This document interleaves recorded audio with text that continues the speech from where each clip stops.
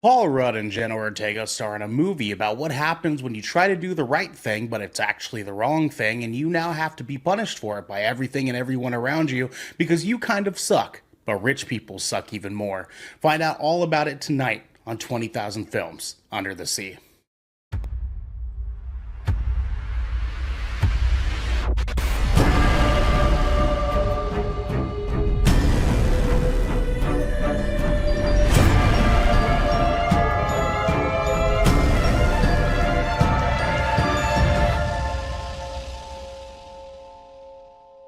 What is up, everybody, and welcome to another episode of 20,000 Films Under the Sea. I'm your director tonight, Arnell Pearson, alongside tonight's co-producer, Devin Brevin, the dude. Thank you very much. Thank you very much. Yeah, it's good to be back. Yeah. What? What? Listen, Ernell. I've been drinking green tea all goddamn day today, and I am ready to party. Are those sugar-free? Are those the sugar-free one? I don't think so. Because those have a lot of sugar, brother. That would make sense.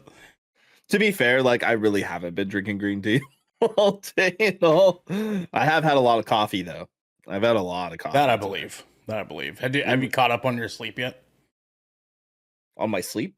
Yeah, because the other day on I think Shipwreck or no, maybe Death Ratio, you were saying that you had not slept like 3 hours or something like that. Did you catch up? Oh yeah, no, I've definitely done. I didn't get out of bed till like 10:30 today. It was great. It was great. Oh yeah, that's right. It's my day off. Yeah, that's right. It's my day off. Right. That's right. What'd you do for your day off then? I woke up. So I slept in. I woke up. Cleaned the kitchen. Did the dishes.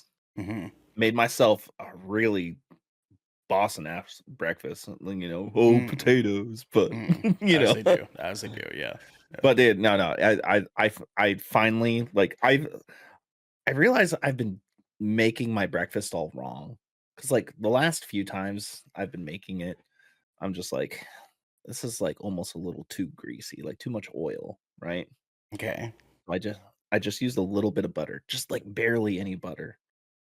And I cooked my potatoes perfect. They're all crispy on the outside and nice and like potato-y on the inside. Yeah, as they are, yeah. but I cut some grape tomatoes in half, threw that in, did some white onion, did some spinach, did some cheddar cheese, and I did some cubed diced ham. And I tossed that all up, and then I just made 2 over easy eggs, sunny side up, just fried the bottom of them, and I put like some red chili pepper flakes and a little bit of basil and some sea salt and some pepper on that bitch. Made some sourdough toast and put half of an avocado on that. It was just a perfect breakfast, and I just sat there, I drank my coffee and ate that breakfast, and I was just like, this is how a day off needs to start. It's just like a good ass breakfast, Just a good ass breakfast, man. Yeah. And then, I played a lot of guitar today. I was like surfing through YouTube and I came across an interview of one of the guitarists of Knocked Loose getting interviewed. And he said exactly how he makes his guitar tone. And I sat there and I was like, I have everything to do that. So I like made a tone and I was like, okay, now I can play like Knocked Loose. You know what I'm saying? So I made a Knocked Loose guitar tone. Yeah. Played around with that Digitech whammy a bunch. Played a little bit of DayZ. Played a little bit of Magic. And yeah. And a little bit of Final Fantasy VII Rebirth. That's a good day off. That's a good day off. Devin-ass day off. I'll tell you what, playing 18 video games and eat some rustic breakfast. I vacuumed my whole house too. Okay. I was productive though. Like I got up and I did some cleaning, So, yeah. Why are you smiling at me like that? Your potatoes, dude. Dude, yeah, like of course, potatoes. I don't know how the fuck you play so many video games at once. Dude, I have this fucking mosquito bite that I don't understand how I have. I don't get it. Okay. Like Magic is not a video game. Magic is a tabletop card game. So Oh, fuck off. did you just railroad my mosquito bite? That's rude. You know what I did.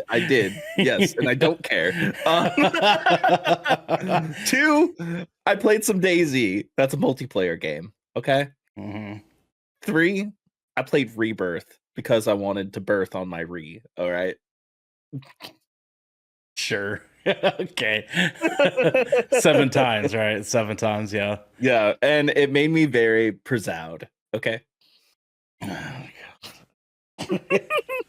That hurts my brain every single time you talk about it. But you guys at home don't have to have your brains hurt, because this is 20,000 Films Under the Sea, your choice for all the nerdy pop media news, reviews, and discussions that you want each and every week. If you like that, you can head on over to our Discord channel, where you can submit questions and topics to the show, get exclusive content, and have early access to episodes like this one before they go live on podcasts and video services near you. But if you've emptied your pockets for the latest and greatest in entertainment, that is totally fine. You can watch us record this show live right here at twitch.tv/GoodKraken Show. There's so much sugar in this. Yeah, God. There's a lot. There's a lot in there, man. That's it's like 44% sugar. If you start whipping the nene out of nowhere, you know why. You know what I mean? You know why. Dude, I have to get the sugar-free ones moving forward. That's insane. That's a lot. A lot, dude. If you have Amazon Prime, you also have Twitch Prime. DJ, tell them.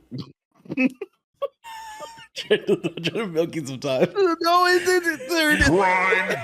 And we would love for you to give that to us to help keep the lights on and cameras rolling. But you can support us by going to our YouTube channel, hitting subscribe, or by leaving a review on our podcast channel by searching 20,000 Films Under the Sea. And we'll be right there waiting for you. You. Devin, we have. Yeah, you get over there. I'm being Garrick. I'm just in between every sentence. Oh, okay. Yeah. It's he coughs a lot, doesn't he? He gives a little. You know what I'm saying? I heard that one. Guys, we have some director's commentary. Firstly, we have new episodes like the Shipwreck Show, where you can catch this energy over there too. Good time. Me, Devin, and Xander got to talk about a bracket tournament of the most annoying things ever. Things, that's right. And then Good Kraken's Death Ratio also has a new episode where we definitely have some just crackhead energy for that one. Do not miss that episode. Me and Devin had put Garrick through the ringer for that one. I just realized something. So you and I are doing every piece of content together this week, right? Mm-hmm. We're doing every piece of content together next week. I know, man. It's good Kraken's anniversary. It's only fitting. You know what I mean? It's only fitting. It only makes sense. You know what I'm saying? Listen. We have to make everybody hate us with the energy that we bring next week. We can listen. This is going to be the ultimate test to see if they go back and watch our episodes when they're not on it. Because if they find out about this, then we'll know. Then we'll know they're actually paying attention, right? So let's make the let's just make them fucking miserable all week next week. You know what I'm saying? I'm down for it. Like in a mean way. Let's just no, of course. You know what I'm saying? Let's just. I mean, effectively just be ourselves, right? Like, yeah, that's but really like all it is. Amplify it. You know what I mean? Yeah. Like you can play more soundboard. Garrick is gonna shake his head. Garrick is gonna shake his head. DJ is gonna go along with it until he gets to a point where he's like, nah, man, that's too much. That'll be DJ. right. And then Xander will just sit there quietly, just like zooming in on his face, like trying not to verbally say he's annoyed, but show that he's annoyed. That's right. Yeah. That's what's gonna happen next week. That's it's gonna be great. It's gonna be awesome, dude. Awesome. Thank you, Shane. Thank you, Shane. Awesome. Dev's gonna play lots of soundboard sounds, and I'm gonna talk about my balls a lot. It's gonna be great. Anyways, Good Kraken's Death Ratio. I did my full-on Assassin's Creed Shadows review for all the anti-shills out there. Go watch that bad boy. It's a good episode. Good Kraken, you're nothing but a bunch of shills. Just a bunch of shills. You guys just shill for Ubisoft. Shut the fuck up. Oh, shameless subscription. Thank you, Doggy Dog. We appreciate you. Thank you. How dare I got called a shill for liking Avowed. You did. Yeah, a guy straight up in our comments called you a shill. That was great. And then he called me, he called us both a shill, technically, because of my reply. And then, yeah, piece of shit. Whatever, dude. Dude, it's not a bad game. It's not a perfect game, but it's not bad. Yeah, no. They just like to be drama queens. You know what I'm saying? Anyways, just a reminder, we are not going to be doing an episode of Songs from the Abyss. This week, DJ is gone, and we have some things going on in order for us to prepare for the next talking point here. Good Kraken Fest 2025 is next week, baby. That's right. 4 years of wonderful crack and here with all of you, and we're going to be celebrating Monday through Friday next week at 7 p.m. right here at twitch.tv/Good Kraken Show each night, with some piece of content or another for us to just plow away on. You know what I'm saying, Devin? Just plow it. Just plow it. You know? I have anything that works for that. Do you? Hello there. Sure. Sure, dog. That's fine. I'll take it. Wait. I got it. Uh-huh. And then lastly, yes, it is our official affiliate anniversary. We have been doing this for 4 years now, man. 4 years.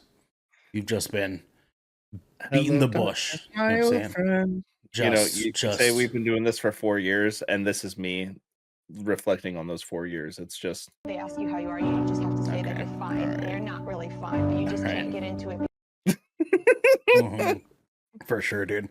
Devin, what do we have next for the people at home?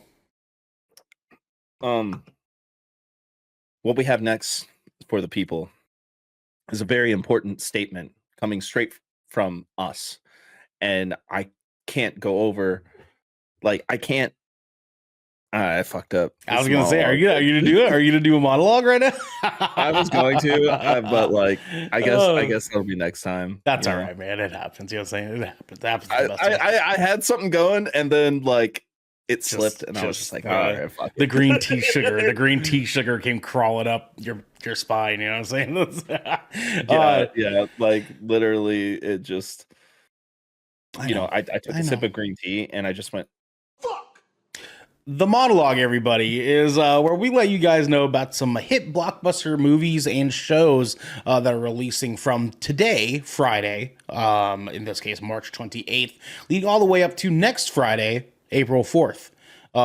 It's kind of keep you guys filled in on some cool stuff that we're excited for, that you guys could potentially be excited for. Firstly, today, we have the release of Death of a Unicorn, which is a movie that we're going to be reviewing tonight, of course.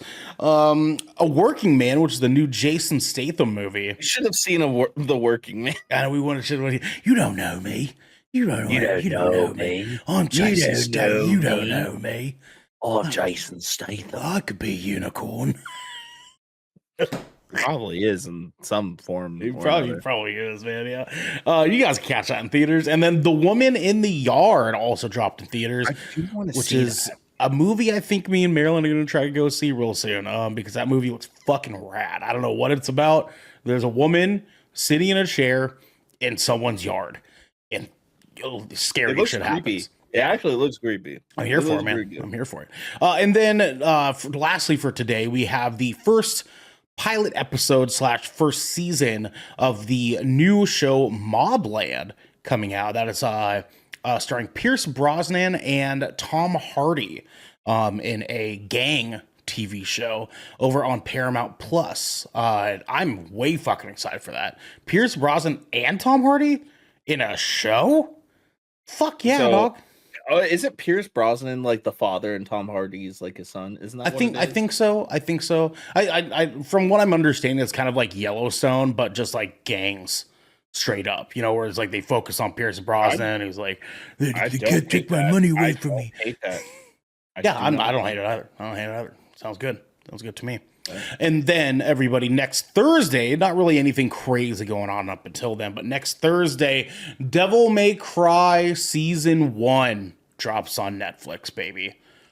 I'm actually stoked about that. I'm so excited for it, dude. The soundtrack for it is coming together real fucking nice. Have you heard some of the songs they've released for it? Ooh-wee. Yeah.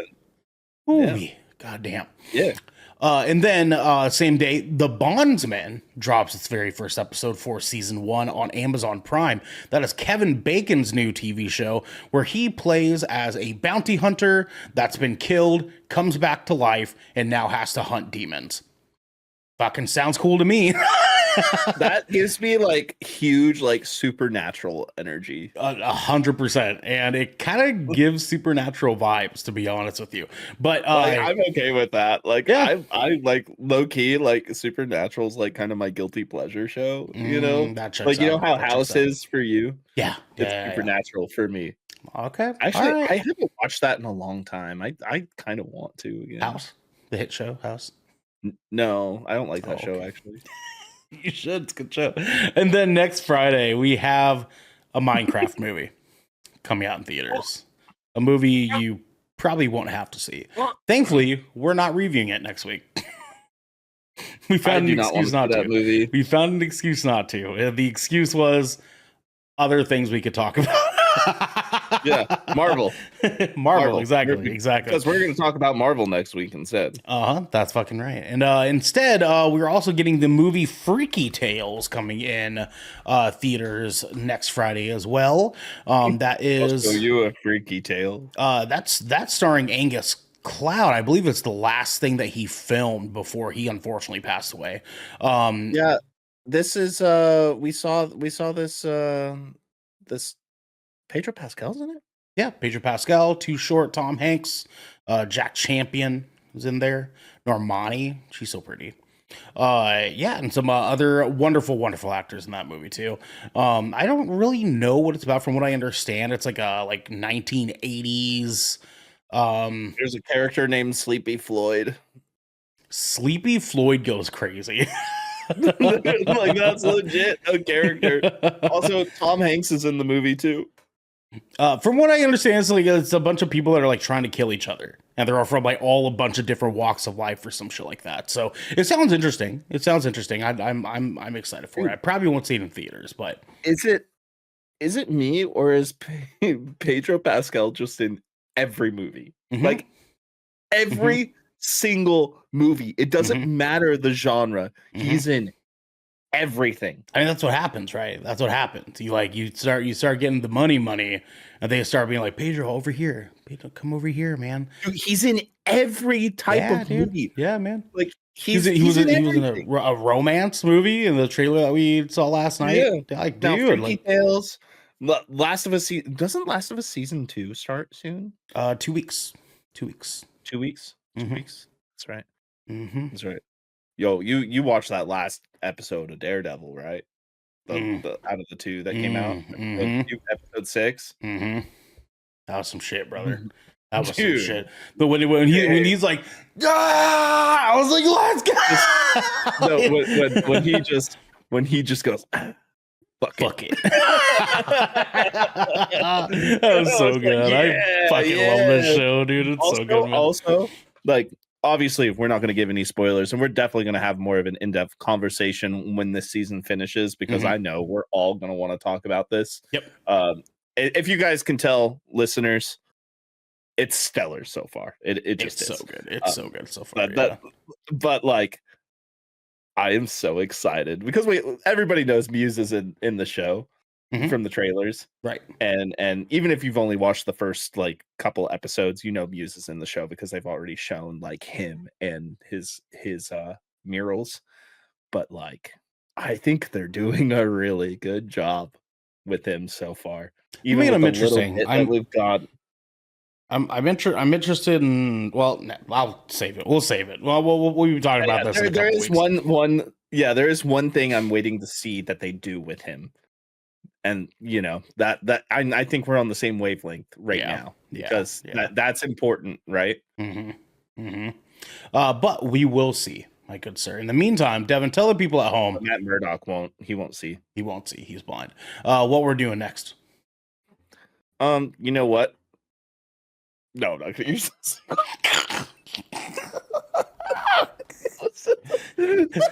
were you gonna say, dude? What were you gonna say?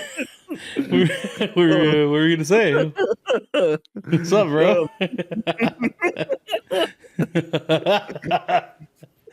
What are we doing, Devin? What are we doing? We're fuck it. The final cut. Final cut, sure. All right, man. Guys, tonight for the final cut, our headlining segment, we are talking Death of a Unicorn. A spoiler-free review, baby. That's right. When a man loves a woman, no, it's kidding. When a man and his daughter accidentally hit and kill a unicorn with their car, his boss tries to exploit the creature's miraculous curative properties with horrific results. Released on March 28th, 2025, directed and written, by Alex Sharfman, who was a producer on The Witch, Blow the Man Down, and Resurrection. This is actually his directorial debut on a bigger film, my good sir. And music was done by Dan Romer, who worked on some a pretty good list, but he worked on things mainly known as for Luca, Superman and Lois, and Far Cry 5. We get a lot of video game composers these days in movies, man. It's pretty cool to see. Well, we get a lot of actors and actresses in video games. Wait, there's no way the box office is that much. I think you put an extra zero. That is 100%. Budget was $15 million, and the box office as of this morning was $700,000. Oh, I thought that said 700 million. I was like, no, definitely not. Man, the way A24 would just be fucking swimming in it. They did that, dude. I mean, I can probably look to see. Yeah, I can look it up. You look it up. Okay, cool. Yeah. I don't know if they have an update or not. Sometimes they don't. And then a runtime of 1 hour and 47 minutes. Unfortunately, Devin, there wasn't really a whole lot of fun facts or trivia about this movie. What I did find is that a majority chunk of this movie was actually filmed outside of the country. It was mostly filmed in Canada, right? It was in Canada. No, it was not. It was filmed in damn it, where the hell did it go? I had to put a note about it. Hungary. Okay. So we're sitting they're estimating by the end of tonight for numbers to reach 2.5 million. Sweet,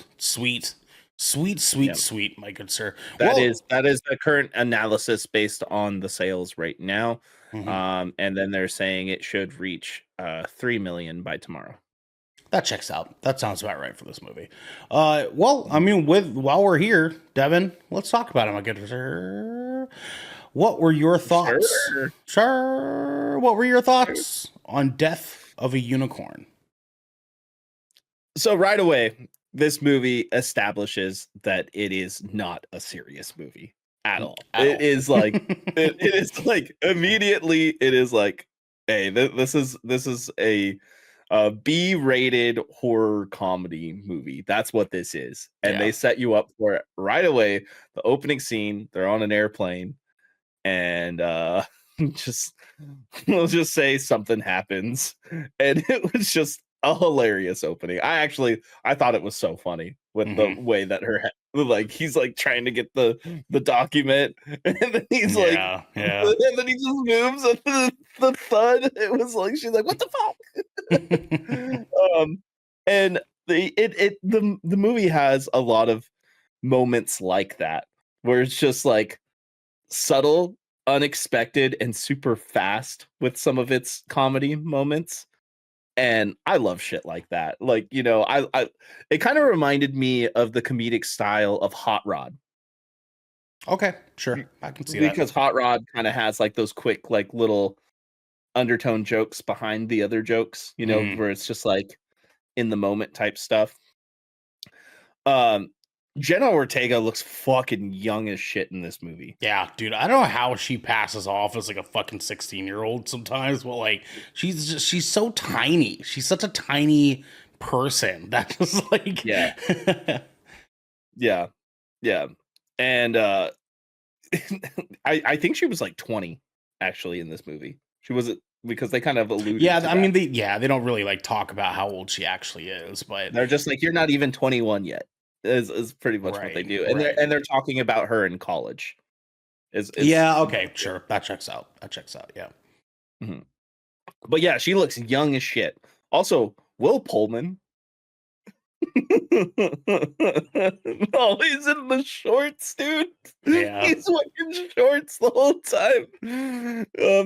That whole line got me when he was just like, he's like, I feel like I shouldn't be wearing shorts right now for this. Yeah. But the movie makes you kind of anxious in some ways because of the way that like at least it did for me, because of the way that like Paul Rudd's character is trying to hide something, and then like he's doing all these like, trying to appease somebody and really like, not communicating well with his daughter in the Hmm. movie. Hmm. And that really made me not like his character a lot for most of the Hmm. movie. Hmm. Like I love Paul Rudd as an actor and as a person outside of whatever character he plays, because he's genuinely like, he's well-known nice guy. He just Yeah. is, Right. you know. But like I think this is like one of the roles that he's had that did not like his character. And that's not because it wasn't good. It's Yeah, because of it's not his the acting. If the character. actual character was written that way. Yeah. Yeah. Yeah, which he did the part, and he Paul Rudded the part, and it's Paul Rudd. Paul Yeah. Rudd doing Paul Rudd Sure shit. is. Yeah, sure is, man. Yeah. Um I love the portrayal of the family, the rich family in Mhm. this movie. Because down with the oligarchy, man, down with the fucking Yeah. Yeah. oligarchy. Um it's I think the writing was pretty good. The servant character is my favorite character He in the was so whole good, dude.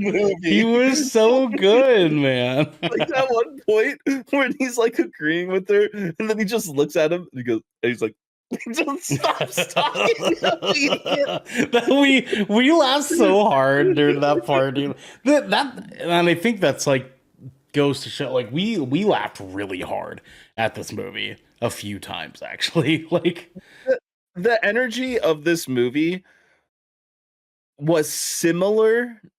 I don't think it was as funny, but it was very similar to The Monkey. The energy of the movie. yeah, I'd say I agree. I On the almost comedy aspect. On the comedy aspect yeah, specifically. yeah. There were definitely more comedic beats in the monkey. It was just a Yeah. different type of humor, right? And so like Yeah. that it punched a little bit differently. Yeah. I would maybe argue you and I had a more shock factor in the monkey than we did in this Oh, movie. 100%. 100%. Yeah, yeah. They did get me. There was a jump scare in this, and Yeah, this is dude. it got me. too. It It got me actually too, got me. dude. Oh, fuck. The doorway scene. With the Yeah, unicorn. that I one felt got, all like, three of us like, oh. yeah, and here's the thing. I knew it was coming. Like I knew it was coming. Like we both knew it was Yeah. coming, because they do the setup. It was just, I feel like when it's a fast jump scare, it doesn't really get me. But Mhm. one that does the build up, and it, like that, it almost took a whole minute for that to happen, Yeah, right? dude. Yeah, And man. like when they do stuff like that, it's like I think you even heard me, because we were obviously sitting right next to each other. I was like, I fucking knew it was coming. Like, why Yep. didn't see Yep. it coming, But I thought the way of the storytelling was actually pretty good. Of course, Jenna Ortega's character is a intelligent character, and she sees things for how they are, and then everybody else's characters are pretty much blinded by greed, and it's very obvious, with especially with the synopsis, given exploiting the creature for miraculous curative properties and stuff. Yeah. What I do want to ask you, what did you think of the design of the creatures?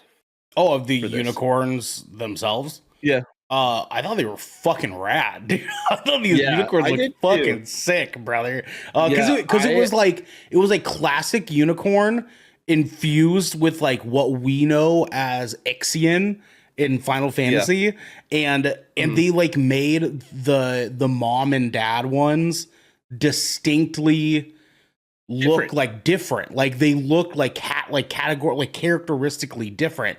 And like Jesus fuck, the bigger one is horrifying, dude. Like fucking like they did a really good job of making it like look cool, but also just generally look scary, man. Yeah, and some of the deaths are actually very horrific in this movie. Yeah, they are. Yeah, they are. Like, and there's some moments, dude. Yeah. I'm fucking I know. lost it when Yeah, I know. No, I know. I heard you. I heard you cracking the fuck up over there. That was a funny one.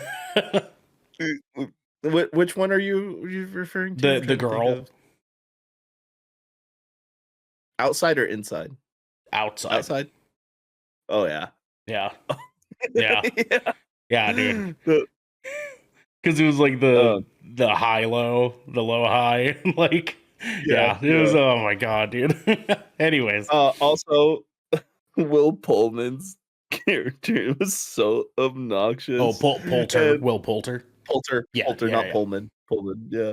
Will Poulter, his character is ridiculous in this movie. He is, And, dude. Yeah.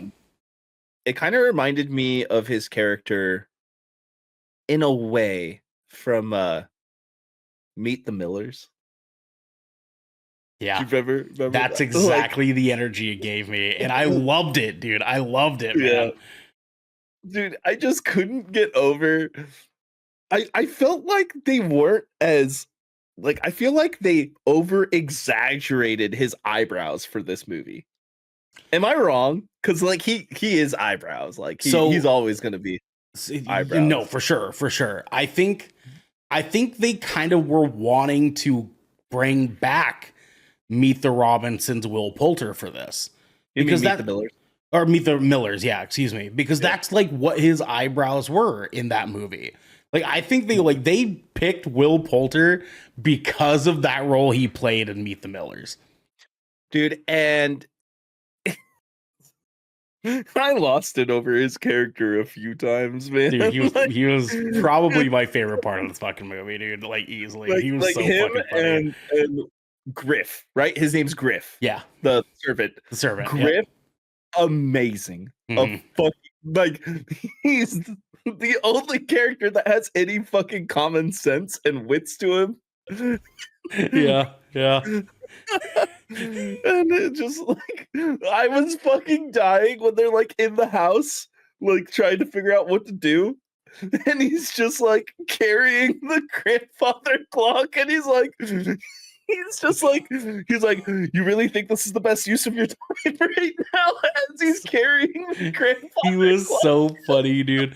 Like there were just a number of times that this movie had me fucking just gasping for air. And like the main one that like comes to mind is when he's like, "You can't do this. I have kids." And she was like, "You have kids?" And he's like, "Yes." Yeah. But like the subtle like dad joke of him carrying a giant ass clock Mm-hmm. and him going, "You really think this is the best use of your time?" It's just So dumb, dude. funny, dude. I Like, wonder how many people like actually catch that, you know? yeah. And another stupid detail that I just thought was hilarious. I knew you died. This actually was probably one of the funniest moments in the whole movie to me. But when she's like doing her research and her eyes get all big, and she sits there for a second, like about to freak out, and then she just violently hits her jewel. Yeah.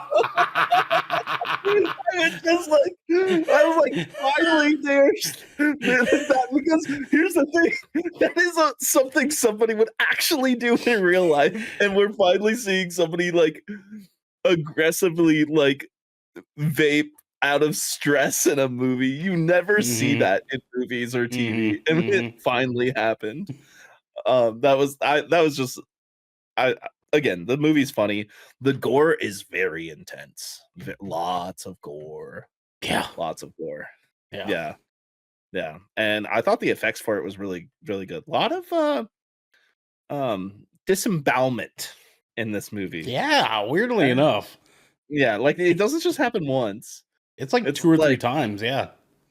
Maybe even more. Maybe 3 or 4, actually. Yeah, you're right. No. Yeah, I think it's about 4. I think it's 4. Yeah, like more than you would guess. Mm-hmm. Yeah. For a movie about killer unicorns, yeah. Yeah.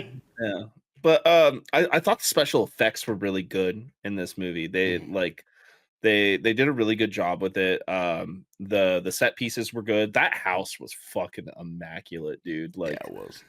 Yeah, that house was really nice. It also, with the way that this movie ends, I'm not gonna say how or what but like, do you think it could. I mean, it could. You think? Yeah, I mean, it could, theoretically speaking. I don't know what the fuck they would do with it, but they could, you know. It's A24, like they could make it about anything. I mean, really. have they done sequels? I feel like A24 doesn't really do sequels now that I think about it. I don't think A24 does sequels, brother. Like, that's crazy to me. End it like that, though, you know? Yo, they do. They do. X and Maxine. Is that A24 or is that Neon? I'm pretty sure that's A24. Let me look this up. A24 movies. I think they have like a trilogy. Let me take a look here. Okay, so all films.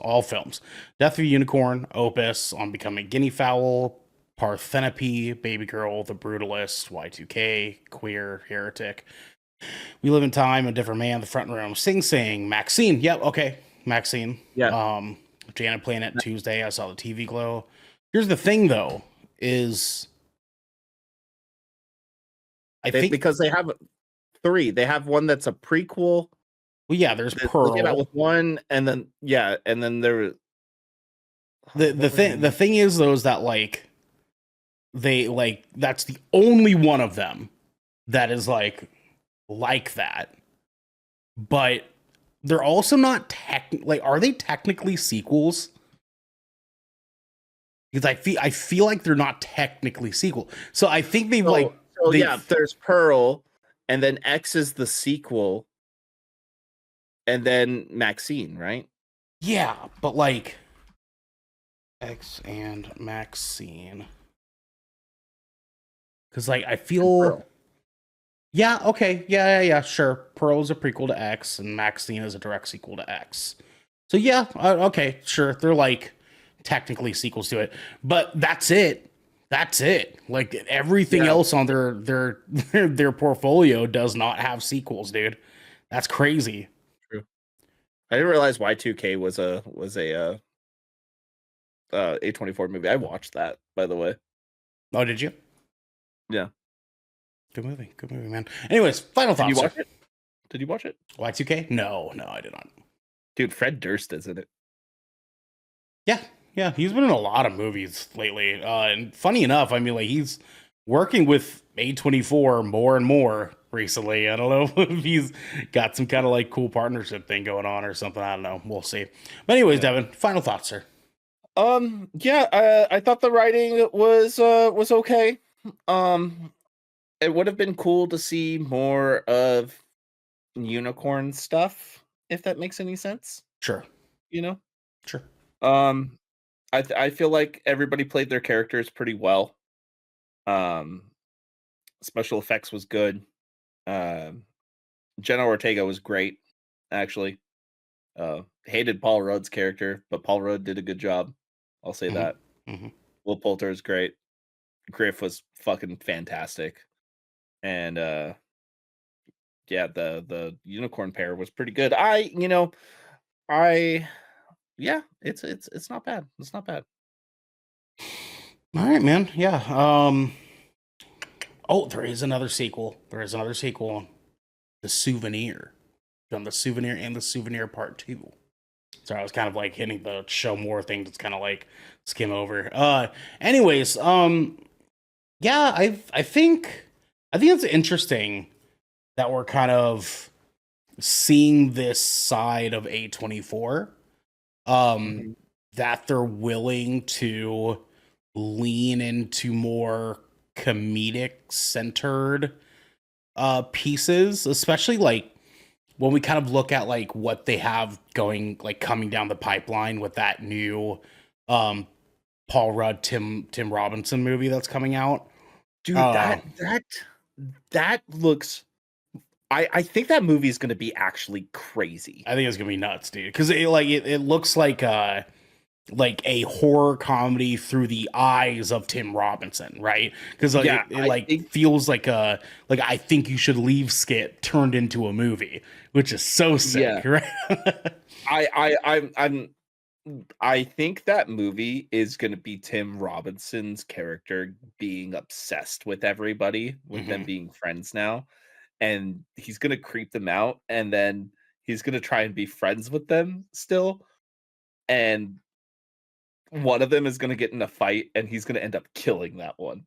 Maybe. Or I don't know, dude. It's gonna be. I'm just saying. That's what it looks like, because one of the in the trailer, in quotations from, I can't remember who it was from. I think it was like Sundance or something. It said horrifying.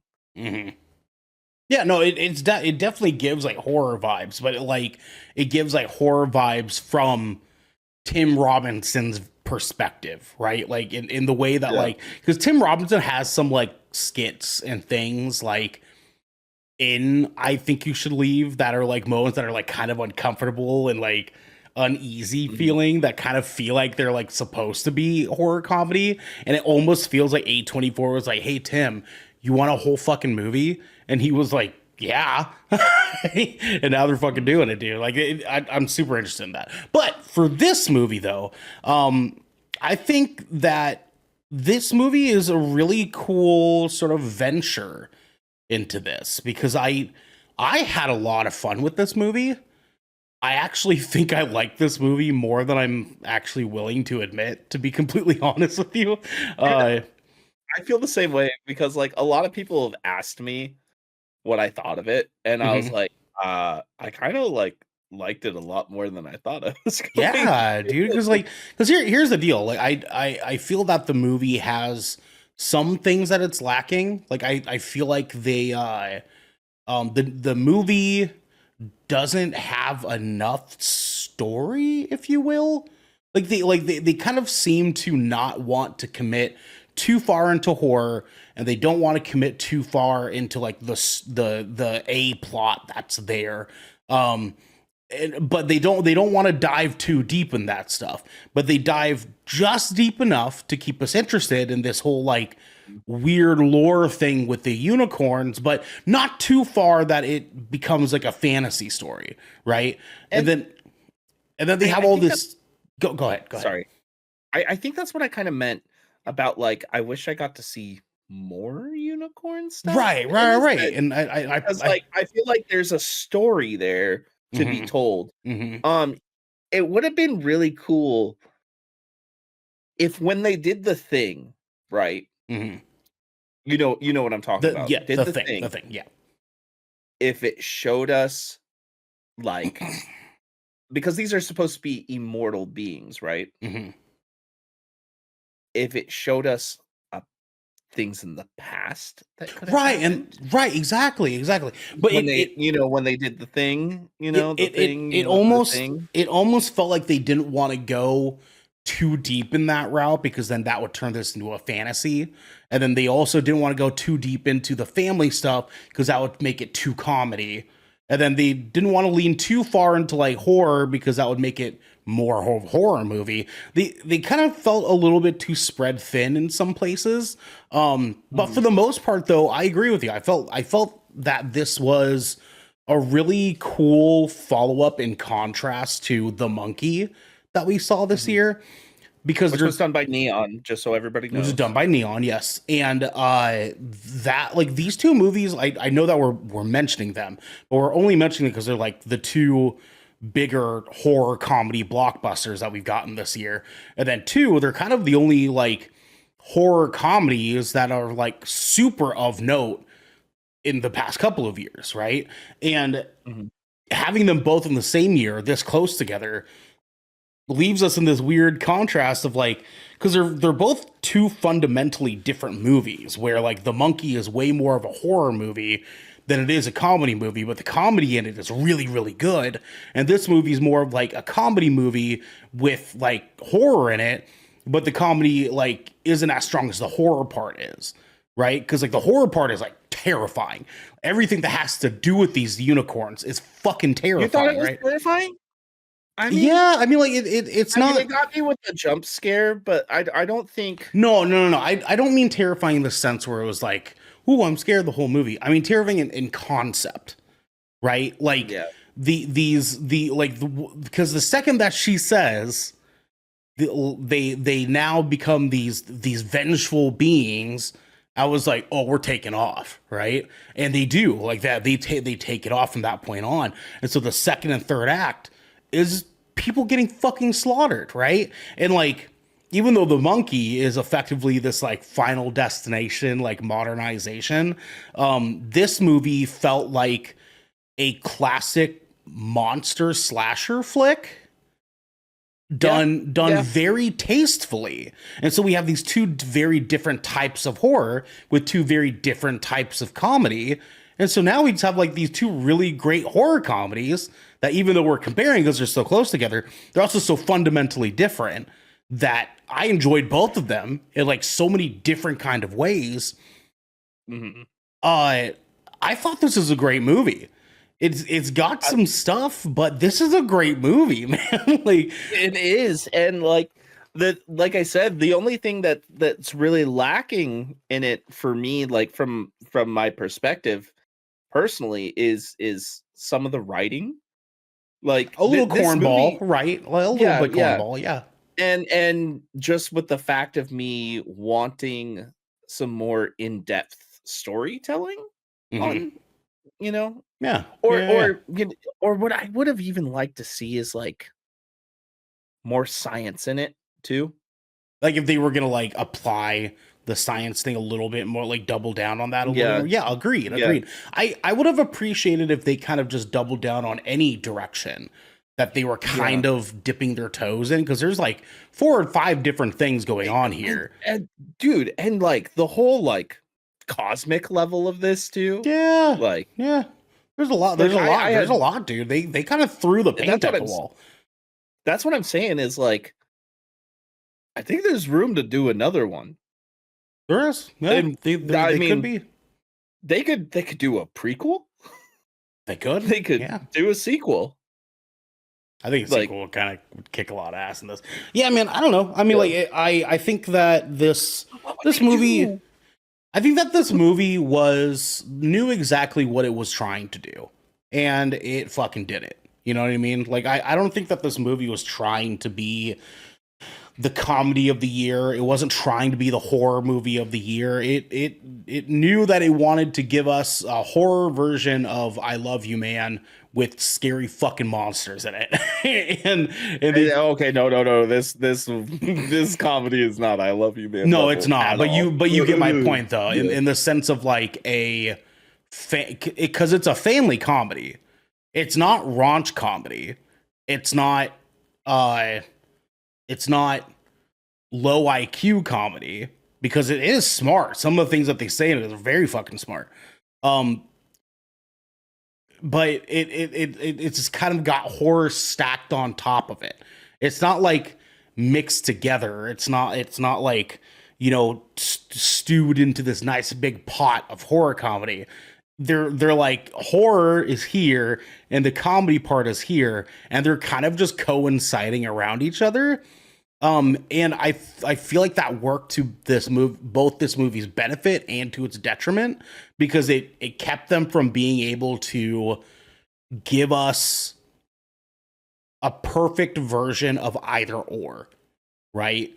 Like the monkey was. Where like the monkey was like, hey, we're gonna be fucking crazy. Like, this is gonna be disgusting. This whole movie's gonna be disgusting for you, but you're gonna laugh all the way through it, right? And like we understood what we were getting into with the monkey once the entire first like intro thing was done, right?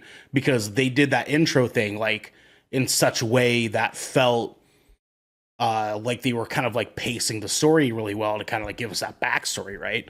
But they had little comedic parts in here and there too. So like we understood the setup there. In this movie, it felt like they started off with the comedy thing and they kind of drilled the comedy down and then just threw horror into it. So even though that I like, really like it and enjoyed it and thought that I think it's an incredibly clever movie. I thought it was incredibly creative for how tropey some of the things are in this movie. I think it's way more creative than I feel like people are going to give it credit for. Because there's some things that they do in this movie that I thought like you wouldn't be able to think up unless you really were like trying, right? Because there's some shit in here that are just like fucking bombacious. Even down like some of the things that they say, like Will Poulter in this fucking movie says some outrageous shit that is just so fucking funny. The whole rich family, their dynamic, the things that they say are just so creatively well done because they really make you fucking hate them by the end of this fucking movie. I understand that that's totally was the intent, but goddamn, do they know the incitement when it came to that? Yeah. And dude, I was actually looking some stuff up about some of the cast here. Tia Leone, the mother, The mom, in the rich family. This is her first movie in 14 years. Yeah, you didn't recognize what she was from? No, but I did some digging, and the last movie she was in was Tower Heist. So she's notorious for being the hot white lady that like nobody like remembers her name because she like disappeared. She was in like Bad Boys. She was in like one of the Jurassic Park movies. She was in Jurassic Park 3. She was in Bad Boys. She was in Deep Impact. Yeah. Oh yeah, Deep Impact, dude. I forgot about that. She was fucking good at that. Fun with Dick and Jane. Wasn't she? Yeah, she was Jane in Fun. She was wasn't his, what? Spanglish? Was she in Spanglish? With Adam Sandler? No, she was not. No, okay. Let me double check. I could have sworn she was. Wait, is Spanglish Adam Sandler? I'm pretty sure it was Adam Sandler. No, she was not in Spanglish. Oh, she was in X-Files. She was in X-Files. Yeah, she was. She was in Spanglish. Holy shit. Was she? I'm not seeing it on here. Yeah, she's the wife. She's Adam Sandler's wife in Spanglish. Oh. Why doesn't it show it? Oh, man, what a fucking old movie, dude. She's also in Only Murders in the Building. I heard, yeah.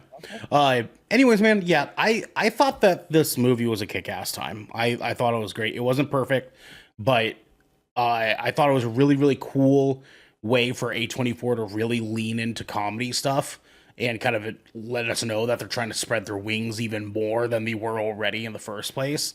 I have more faith now in A24 movies than I did before, and I've been ride or die for A24 for a hot minute, man.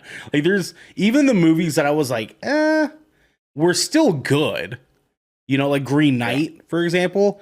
That movie was fucking good, right? Like, it had some good shit in it. I'm gonna be honest. I tried rewatching that movie not so long ago.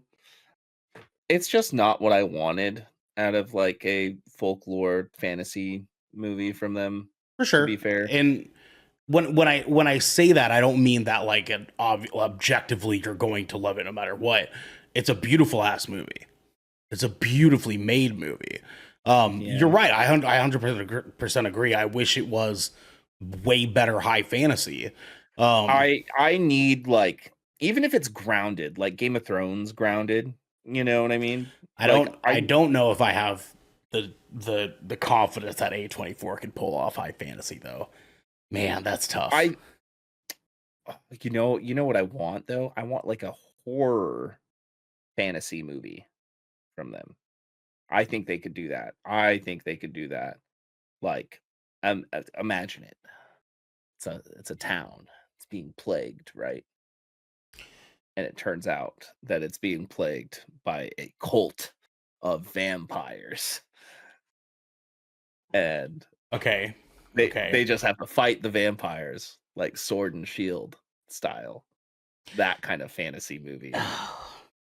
Man, cuz like But like the closest they've gotten to that is like The Witch.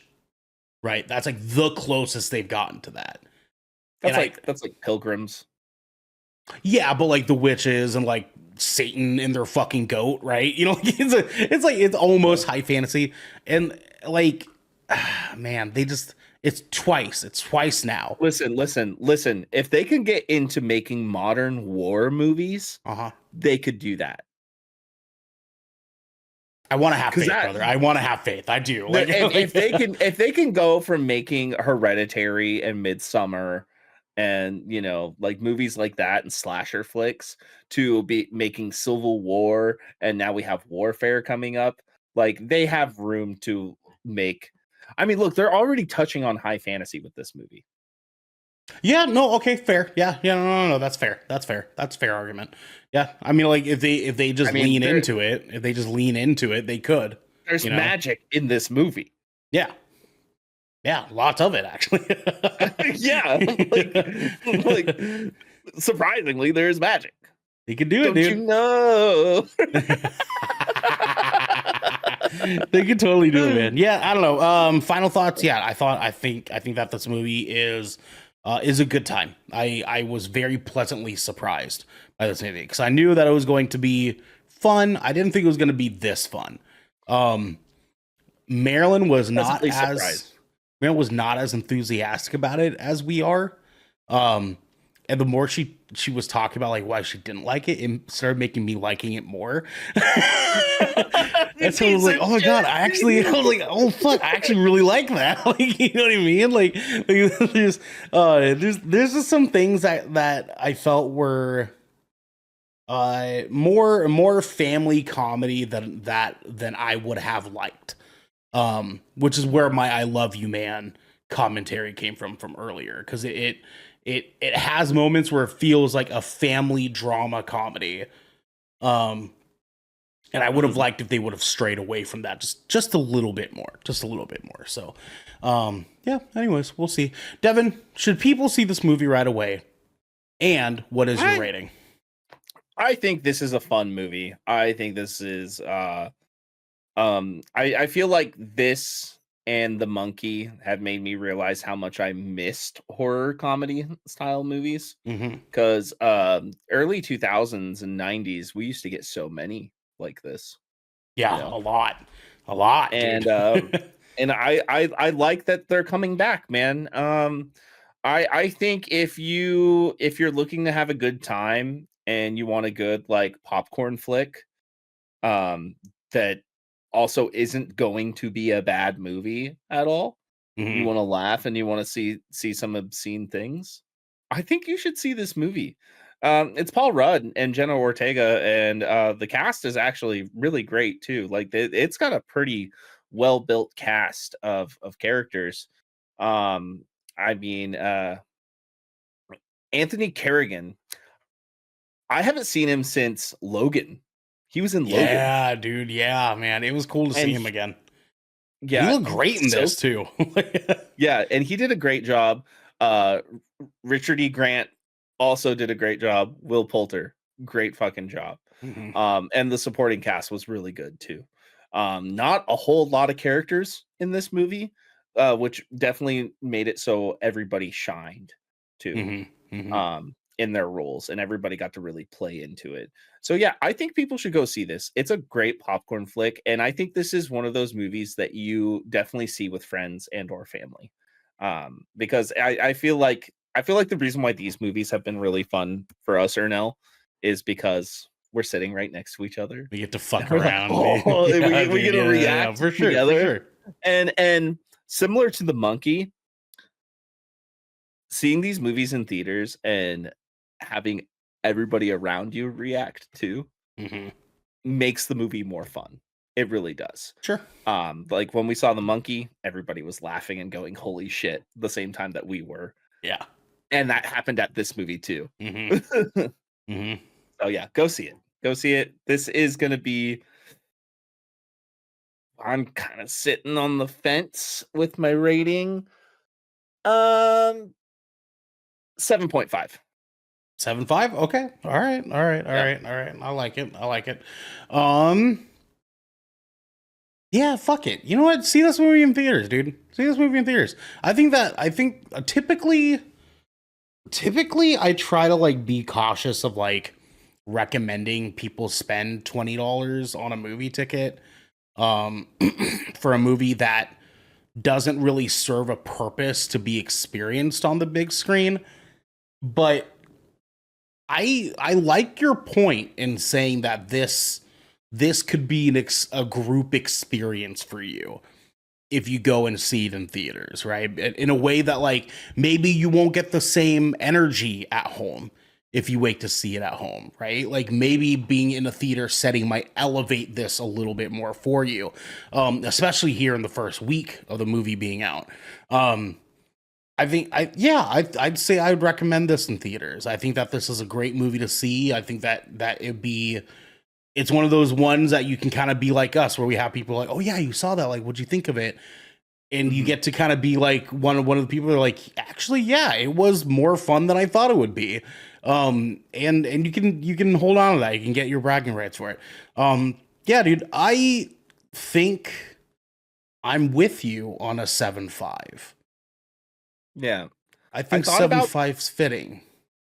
I almost thought 8, but I'm just like, not quite, because it's still right.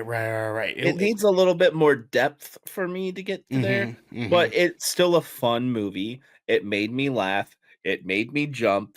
And there were some obscene things in it. Yeah, and the cast is great.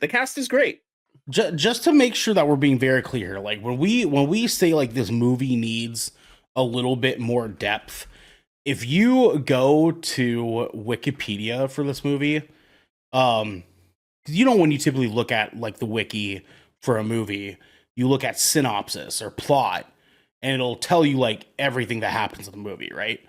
Like the whole like beat for beat, it'll tell you that. I actually have never wiki movies.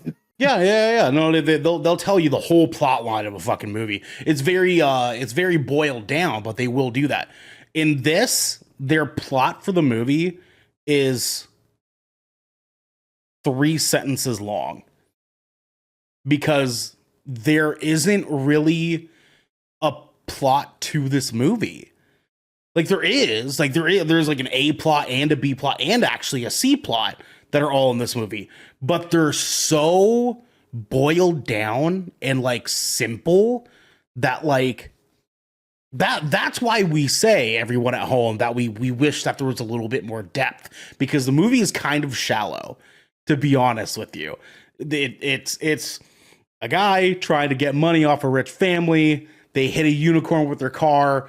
The unicorn they hit dies, and now they're like, the other unicorns are trying to get revenge. That's effectively the movie. And so don't expect to go into this thinking that this is going to be some fucking like crazy big brain, high IQ, elevated experience that A24 is like so renowned for delivering. It's not that. But I do feel that this is a well put together movie. So a 7.5, I'm happy with. I think a 7.5 is deserving for this, my friend. So I think it did. Yeah. And it's funny. it is funny. Like It's funny. It's got some good moments, man. Will Poulter does a lot of really funny things. God, dude. especially in that last act, actually. That last act was fucking nuts. Shut up, woman. I'm basically a genius. Oh, it's so good. And you guys at home can basically be geniuses too, because this has been 20,000 Films Under the Sea, your choice for all the nerdy pop media news, reviews, and discussions that you wanted each and every week. If you liked what you heard, you can head on over to our Discord channel where you can submit questions and topics to the show, get exclusive content like tons of other stuff, and have early access to episodes like this one before they go live on podcast and video services near you.